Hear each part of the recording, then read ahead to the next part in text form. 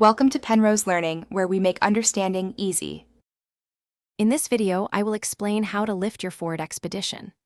Lifting your Expedition can significantly enhance its off-road capabilities by increasing ground clearance, allowing you to tackle more challenging terrain with confidence.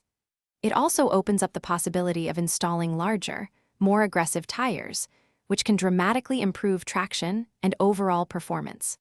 Plus, many owners simply love the more imposing and customized look a lifted vehicle provides. When considering a lift, you'll primarily choose between a leveling kit or a full suspension lift. Leveling kits are popular for achieving a balanced look, often adding 2 to 3 inches to the front.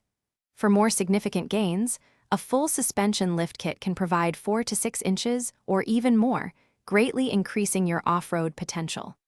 Body lifts are another option, raising the body without altering the suspension. Safety is paramount during any installation.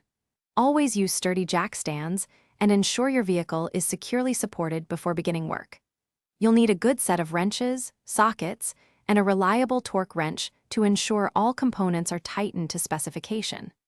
While some kits are DIY-friendly, for more involved suspension lifts, professional installation is often the best choice to guarantee everything is correctly aligned and functioning safely. Once your lift is installed, an immediate wheel alignment is absolutely critical to ensure proper handling and tire wear.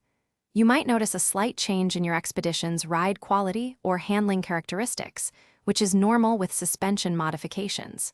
For those who love to read, check out the new Kindle Paperwhite. You can find a link to it, along with other great deals, in the description below.